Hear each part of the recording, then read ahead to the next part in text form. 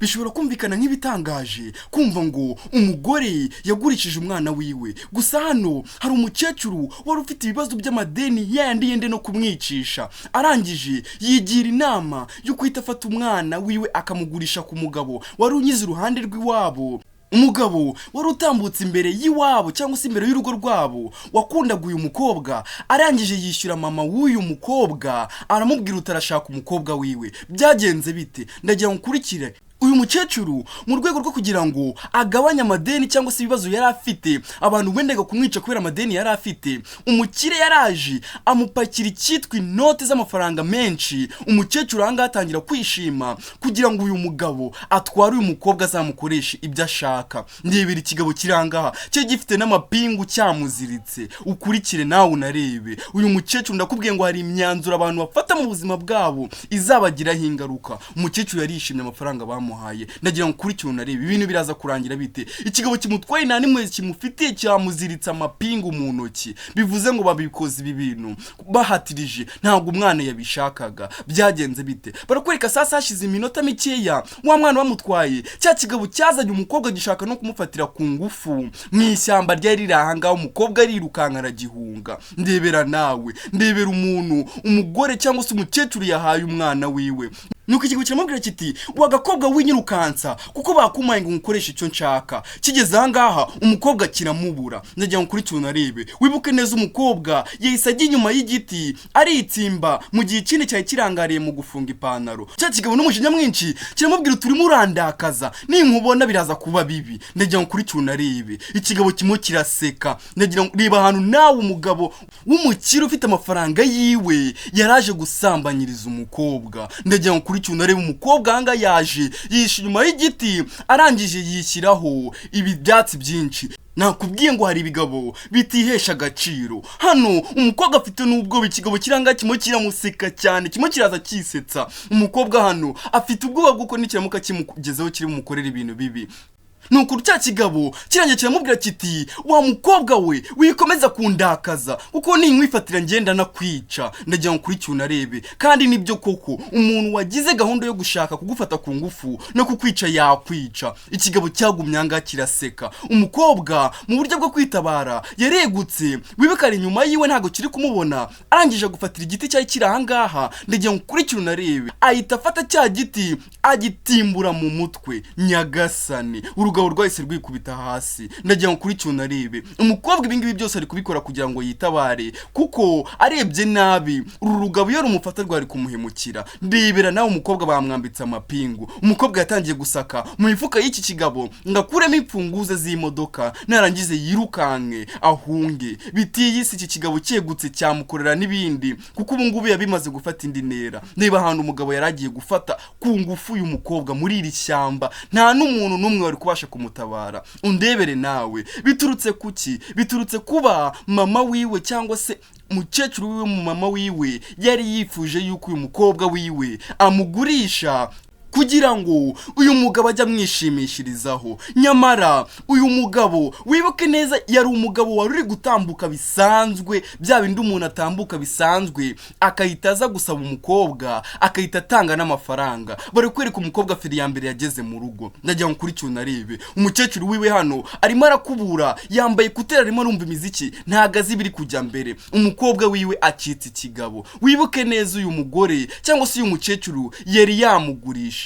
Ndagira ngo kuri cyo narebe, nawe undebere, hari ukuntu umuntu adagacira umwana yabyaye. Ndagira ngo kuri cyo narebe, ibaze nawe umuntu wabyaye umwana akifuza kumugurisha. Ndebera umukobwa hano, umukobwa binasa nkaho no mu maso numureba neza kira kigabo cye cyamukubitaguye, bivuze ngo cyabangikira namuhohotera mbere yuko kijya no kumufata ku ngufu. Undebere nawe umuntu bari bagiye guha umukobwa. Nyagasani, umukobwa yaje yirukanka, arangije aza gahoro gahoro yomboka kuko n'ubundi mama wiwe yari yamugurishije. Aramutse anamwumvishe byabe bindi yaraje afungaho gakeya. Umukecuru hano yarimo arikuburira nta nubwo azibye uko byagenze. Arangije yagiye kumva yumva ijwi rya cya kigabo kiri kuza kigamba kivuga kiti uwo mukobwa ari hehe? Nimutaza n'uwo mukobwa muransubiza amafaranga yanjye. nuko umukecuru asuka amubwira uti ko naguhaye umukobwa twagiranye diru ugarutse kumbaza iki. Nuko ikigabo kiramubwira kiti umukobwa wawe ibintu yankoreye ntago bibaho. Tugeze ahantu twari tugiye kugera mugejeje mu rugo arangije aterura ikintu cy'ikibando akinkubita mu mutwe yanaye umujinya ndi kumva nimufata ngiye undi bunamwice. Kumbe umukobwa arimo arazinga imyenda aragira ngo atoroke. Nyagasani nuko umukecuru aramubwira uti ariko nuko hari ikintu ntagusobanuriye umukobwa wanjye ndabizi kagorana gusa ndabizi ko nubundi yumva atinze. Nuko ikigabo kimubwira kiti ibyo bintu ngiye ntago nshaka kubikora ngiye ndifuza umukobwa. Nyagasani uzi kubasha wari ugiye kwikorera gahunda zawe utangiye kugira mu munezero wumva uri muri paradizo umuntu akakubihiriza uriya mukobwa rwose ngiye nimufata ntago turi bukiranuke yambihirije ku buryo utabyumva ndagira ngo kuri cyuna arebe. Nuko ikigabo kimubwira kiti kandi kumva neza ko hari ikintu kiri kumbwira yuko umukobwa wawe ashobora kuba ari muri iyi nzu ndagira ngo kuri cyuna arebe. Umukecuru nta nubwo azi ukuntu umukobwa we yinjiye akomeza kuza amubwira uti ntawe urimo aho ngaho. Nyagasani amubwira uti umukobwa wari aho ngaha genda umushakire mu cyumba ndabizi karimo. Yatangiye gukomanga ndagira ngo kuri cyuna arebe. Umukecuru atangira kuzengurutsa serire ngo afungure umuryango aramubwira uti mukobwa wanjye mbabarira winsebya ndakwinginze winsebya urabizi diru twagiranye n'uyu mugabo uyu mugabo ataza kungirira nabi kuma umukobwa hano hari ibintu arimo arazinga. Umukecuru akomeza kumubwira uti wibuke diru twagiranye n'uyu mugabo ndagira ngo kuri cyuna arebe. Umukecuru hano agumya gukomanga umukobwa we yanze gufungura arimo arazinga imyenda aragira ngo atoroke. Ikigabo kimubwira kiti ese ubundi waretse tukicurwa rugi ko ryari no kuntera umujinya. Ikigabo kiri ahangaha kwihangana byanze. Umukecuru agakomeza kubwira umukobwa wiwe wambabariye wo kunsebya uribuka diru twagiranye n'uyu mugabo. Nyagasani ndagira ngo kuri cyuna arebe. Yanyuze inyuma anyura mu idirishya nuko ibintu byari biri mu cyumba bita bimeneka barabyumvishe karimo barimo baranakomanga batanabizi neza karimo. Nuko umukecuru aramubwira uti mukobwa wanjye mbabarira nimba uri mangaha winsebya mbabarira basi usohoke ndagusobanurira ariko udatuma amafaranga baduhaye bayatwaka. Nuko umukecuru ahita avuga uti ariko nibutse ko kino cyumba hari izindi mfunguzo zihafungura. Nyagasani umukecuru yayisaza yibutse ko hari izindi mfunguzo zifungura kino cyumba. Ndebera nawe umukecuru arashaka gutanga umukobwa we ku nabi ni neza ariko ari amafaranga nibayamwake. Umukobwa hano bamuvumbuye karimo hano nyamara mbere bari barimo baranakomanga batabyizeye neza kanarimo gusa ibintu byikubise hasi bahita bamwumva. Umukobwa hano yese afata ibintu byose yari afite by'imyenda abinyuza hano mu idirishya simbuke acike hano batamutwara. Ndebere nawe ibintu batumye umukobwa atangiye kujya kuri pressure y'ibintu atigeze yifuza nyamara uri kubikora ni mama wiwe umubyeyi umubyara mu nda utagira ngo nundi muntu wundi wamureraga ni mama wiwe n'umuntu agiye kumushingira cyangwa se yaramuhaye ni umugabo wari winyuriyeho gusa kuko yari afite amafaranga yemera kumutanga kubera ibibazo by'amadeni. Ndagira ngo kuri cyuna aribe biraza kurangira gute barinjiye mu cyumba baramubura. Ikigabo cyese kigira umujinya kivuga kiti tugende tumushake ngewe nitutamushaka ngo tumubone muransubiza amafaranga yanjye tugombe dushaka ahantu hose yabanyuze nawe bitiyise nitumubura urahita unsubiza amafaranga yanjye. Wambeshye wambwiye yuko umukobwa mwari mwabyumvikanye none yatangiye kungora ibintu yankorengeye sinshobora kubyihanganira mushake vuba. Nyagasani umukecuru amafaranga atangiye kuzamo ingaro nyamara yari yashatse kugurisha umwana wiwe ngo kubera ibibazo by'amafaranga afite. Nuko umukecuru akajya avuga uti uyu mukobwa agiye kunsebya nukubera icyo nkoreye ibintu nk'ibi ngibi umukobwa udakunda amafaranga ni nyabaki nyamara n'amafaranga nta nubwo bayagabanya umukecuru niwe wari wayagumanye. Ndagira ngo kuri cyuna aribe yagize umujinya umukobwa arabacitse biraza kurangira bite ese umukobwa baramufata. Umukecuru akomeza kwivugisha avuga uti uyu mukobwa uko byagenda kose ntago ari butuma amafaranga nakoze mu ntoki nyaruka. Nyagasani nyumvira umukecuru ihariya kuma umukobwa disi yaraje ahagarara hano hejuru y'imanga. Nyagasani umukobwa agiye kwiyahura arangije aravuga uti ubuzima bwanjye nta kintu bwaba bumaze mu gihe mama wanjye ubwawe yifata agashaka no kungurisha nta kintu naba nyimaze kuri iyi si aho kugira ngo mbeho mfite mfite agahinda kubera umuntu nashakanye nawe ntamwifuza, nakemera nkihanura hano nkapfa. Nyagasani, umukobwa nyumvira umwanzuro agiye gufata wo kwiyahura. Riba hana hagaze ni hejuru y'imanga, aramutse tushije gatoya yahita hanuka akikubita hasi agapfa. Ndagira ngo kuri cyo narebe umukobwa akomeza kuvuga ubuzima bwanjye nta kintu na kimwe buvuze mu gihe abantu babukiniramo. Nyagasani, nyamara wibuke neza koko mama wiwe yarari gukinira mu buzima bwe. Ngiye gusimbuka yatangiye kwibuka mama wamukubita amubwira uti ugomba gushaka nura mugabo, uza amafaranga agiye kuduha wikina muri ibi bintu ndi kukubwira biriseriye, ugomba ushakana n'uriya mugabo n'ubundi ningiye gutegeka muri uru rugo. Umukobwa akomeza kumusaba imbabazi amubwira uti mama mbabarira sinshaka gukora ibintu nka biriya, nukubera icyo ushaka kumitiramo umugabo, nyamara ari njyewe ndi mukuru ndi umuntu wakabaye wihitiramo umugabo, undebere nawe. Umukobwa ahagaze hejuru y'imanga, aramutse atushije gato yahitagwa. Ikigabo nibwo cyaje gifite ipingu kugira ngo kizirike uyu mukobwa, kimukubita amadolari menshi cyangwa se amafaranga menshi kiyahereza mama wiwe. Ndagira ngo kuri cyo narebe cyayahaye mama w'uyu mukobwa. Nuko byagenze n'abatangiranye natwe ngira ngo murabyibuka. Umukobwa akomeza gusaba mama wiwe imbabazi amubwira uti mama mbabarira wituma uyu mugabo ntwara. Nuko byagenze ikigabo cyakomeje kugenda gikurura umukobwa. Umugore hano nta nubwo yitaye ku nduru y'umukobwa wiwe, yitaye ku mafaranga gusa. Ndagira ngo kuri cyo narebe umukecuru uri hano atangira kuvuga uti aya mafaranga ashobora kunyemurira ibibazo byose nyeneye kuri iyi si. Wa mukobwa we ntago nakugirire muhihangane. Nuko byagenze umukobwa yagaze hejuru y'imanga atangira kugenda yegera imbere, kumbe inyuma hari umugore wamubonye arangije araza aramufata, ingofero iranagwa. Ndagira ngo kuri cyo narebe hari umugore waje arangije aramuhobera disi, afata uyu mugore yararimo arabireba. Ndagira ngo kuri cyo narebe umukecuru yabonye umuntu mwitangira amukiza ibyari bigiye kumubaho. Ndagira ngo kuri cyo narebe biraza kurangira bite.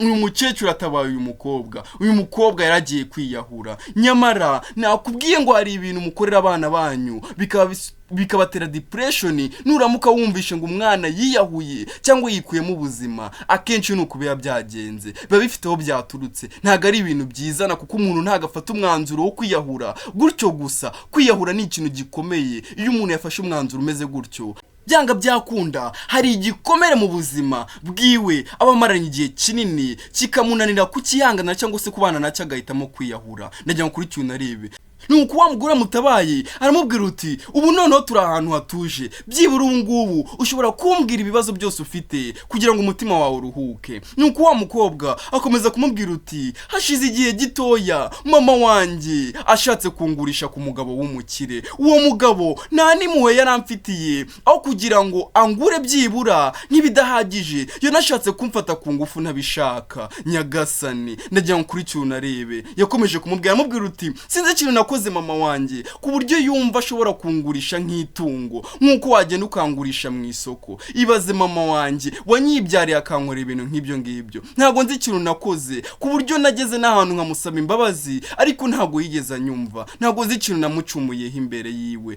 Numvaga rero ubuzima bwanjye nta kintu na kimwe buvuze mu gihe mbona ko mfite umubyeyi utanyumva umfatira umwanzuro kugeza nahamitira mu uzanshaka. Nyagasani, nuko umukecuru aramubwira uti ndi kukumva mwana wanjye, agahinda ufite ndakumva, ariko muri aka kanya ikihutirwa banza ugende wambara aka gakanzu nari nakuguriye, nurangiza numara kwitunganya turaza gufata umwanya tujye kureba mama wawe. Nyagasani, umukecuru hano yifatishije uyu mukobwa hari yabuze gato yaragiye kwikuramo ubuzima. Barakwereka mama wiwe hano yahangayitse, bamushatse bamubuze, cya kigabo cyaragarutse. Ndagira ngo kuri cyo narebe nuko cyanjye kiramureba, wibuka cyangwa ngo kiramwaka amafaranga namubura. Nuko umukecuru amubwira uti namugerageje kumushaka, nahamagaye ngera naho ngera mu baturanyi ndamubura. Ikigabo sasa hano gitangira kwitegereza uyu mukecuru. Nyagasani, nakubwiye ngo abagabo bagira irari nibatana nta muntu atubahuka. Yatangiye kwitegereza sasa mama wiwe, avuye ku mukobwa we none atangiye no kwitegereza mama wiwe. Nuko ikigabo gitangira kumubwira kiti ariko se ubundi waretse akabari we twumvana imitsi ko nubundi dusa nk'ari we tungana imyaka. Nyagasani, nyagasani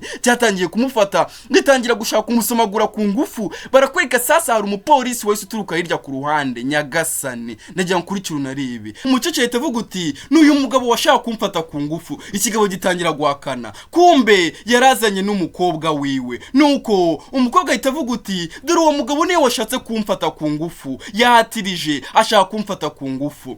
Kandi wibuke neza muri ibi bihugu icyaha cyo gufata ku ngufu niyo waba wamushwaratuye gato gusa bingibi bagufunga imyaka myinshi. Nyagasani ndajya nkurikire. Nuko ikigabo gikomeza kuvuga kiti ntago rero mushobora kunjyana ngiye nyine kuko iyi diru nakoze ntaga nayikoze ngiye nyine nayikoranye na mama w'uyu mukobwa. Umukobwa hano akomeza kuzunguza umutwe aravuga uti uyu mugore mubona nawe yarabirimo, ntago rero nshobora kwemera yuko mwanjyana ngiye nyine. Nyagasani nuko umucece aravuga uti ngiye naho muriye nawe yamaye amafaranga ku buntu, ntago ngiye nigeze ngurisha umukobwa wanjye. Nyagasani ngaba bahita bagukatira imyaka myinshi. Nuko umukecuru waruje wa wundi watabaye aravuga uti nuko wa mukecuru watabaye umukobwa aravuga uti uwo mukecuru nawe ni mu mutware, ni inyamaswa nagakwiriye kuba muri societe y'abantu nkatwe. Nyagasani nuko umupolisi abwira iki kigabo arakibwira ati mbwira nuwe wundi mwari muri kumwe. Nuko umukobwa ahita avuga na mama wanjye yarabirimo nawe ni mu mutware. Yahise atanga mama we n'ubundi yabonye yuko mama we nta keza kiwe. Ababyeyi bameze batya nabo baba bakwiye gufungwa kubera yuko nta keza kabo. Umuntu udashobora kugirira impuhwe umwana wiwe nta kindi kintu atakora kubera amafaranga gusa. Ndagira ngo kuri narebe yiboneye umukecuru. Mama we yakomeza kugenda avuga uti wa mukobwa uramfungishije, ndi mama wawe ninde uzakurera. Ndagira ngo kuri narebe.